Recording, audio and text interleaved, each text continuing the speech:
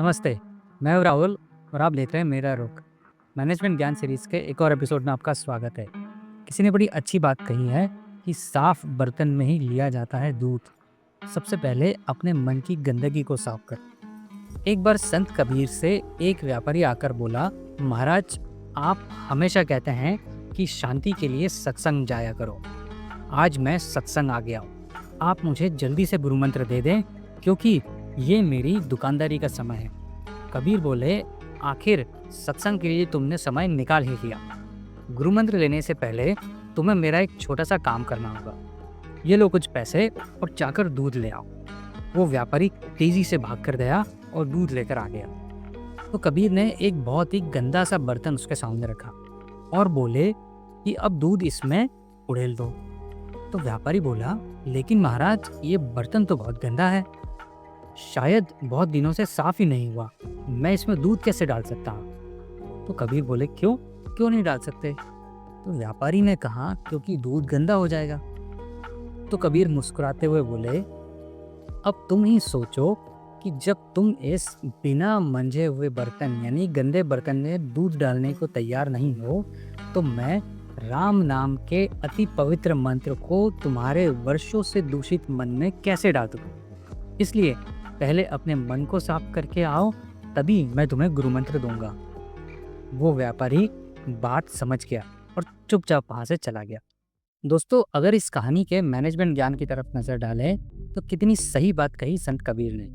जब आपका मन ही शुद्ध नहीं है तो आप अच्छी बातें कैसे ग्रहण कर सकते हैं? अच्छी बातें सीखने समझने के लिए पहले आपको अपने मन को निर्मल करना होगा, तभी आप नई, अच्छी और उपयोगी बातों को मन में समा सकते हैं। अन्यथा यदि आप सोचते हैं कि केवल सत्संग में जाकर बैठने से ही कायाकल्प हो जाएगा, तो ये आपकी भूल है। जो लोग कुछ नया सीखने जाने से पहले अपना पिछला पुराना छोड़कर जाते हैं, वो ही नया लेकर लौटते हैं, और जो पिछला लेकर जाते हैं वो खाली हाथ ही आते हैं। इसका एक बड़ा अच्छा कॉन्सेप्ट है।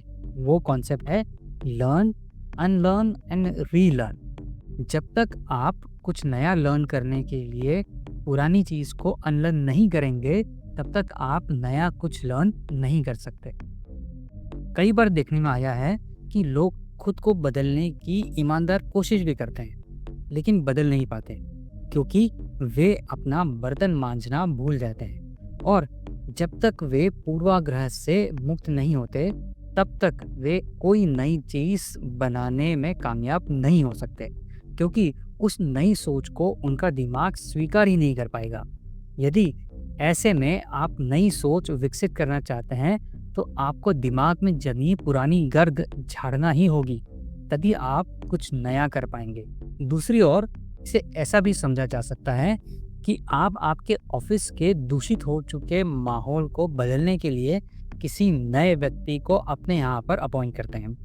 वो व्यक्ति अपना काम शुरू करता है, लेकिन वहाँ मौजूद कुछ लोग नेगेटिव माइंडसेट के लोग उसको काम में अड़ंगा डालते हैं। साथ ही उसके अगेंस्ट आपके मन में कुछ न कुछ बातें भरते रहते हैं और आप उन बातों पर विश्वास कर लेते हैं। तो फिर यकीन मानिए, वो व्यक्ति अपनी जान देकर भी आपके ऑफिस के एनवायरनमेंट को पॉजिटिव नहीं बना सकता। वो कुछ दिन हाथ पैर मारेगा और जब देखेगा कि कुछ पॉसिबल नहीं है, वो फ्रस्ट्रेट होकर या तो चला जाएगा या फिर उसी एग्जिस्टिंग एनवायरनमेंट में अपने आप को ढाल लेगा, और दोनों ही स्थिति में नुकसान सिर्फ आपका ही होगा। इसलिए बेहतर तो यही है कि सबसे पहले गंदगी को साफ करो। यहाँ इसका मतलब ये नहीं कि उन नेगेटिव सोच वाले व्यक्तियों को कंपनी से बाहर कर दो, बल्कि ऐसे सोच वाले व्यक्तियों को बदलने का एक मौका दें।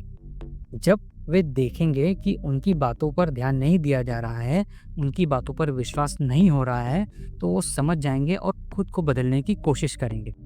यदि वो नहीं बदलते हैं, तो फिर बिना देरी किए उन्हें बाहर का रास्ता दिखा देना चाहिए, क्योंकि ये सवाल कंपनी का होता है, किसी व्यक्ति विशेष का नहीं। तब आपके द्वारा अपॉइंट किया गया वो व्यक्ति आपकी कंपनी में आसानी से एक इंक्लूड किया हुआ मेंबर फील करने लगेगा और आपके प्लान के अकॉर्डिंग रिजल्ट भी देगा। ऐसे ही विचारों और गुणों के साथ भी होता है। जब आप अपने अंदर अवगुणों से छुटकारा पा लेते हैं, तभी सद्गुण अपना प्रभाव दिखा पाते हैं। अंत में हम यही कहेंगे कि यदि आपने संत कबीर की पंक्तियां नहीं पढ़ी हैं, तो उन्हें अवश्य पढ़ें, क्योंकि उनमें सफल जीवन जीने के जो व्यवहारिक ज्ञान छिपा है, वो आपको बहुत काम आएगा। तो ये था आज का मैनेजमेंट ज्ञान। उम्मीद है आपको ये पसंद आया होगा। अगर पसंद आया हो तो अपने विचार हमें कमेंट के माध्यम से ज़रूर बताएं, और इस कहानी को, इस ज्ञान को अपने मित्रों और जानने वालों के साथ ज़रूर शेयर करें। और अगर चैनल को सब्सक्राइब नहीं किया हो तो उसे सब्सक्राइब करना भी ना भूलें। मिलेंगे आपसे अगले बुधवार सुबह 8 बजे किसी नई कहानी, किसी नए मैनेजमेंट ज्ञान के साथ। तब तक अपना और अपने अपनों का ख्याल रखें। धन्यवाद।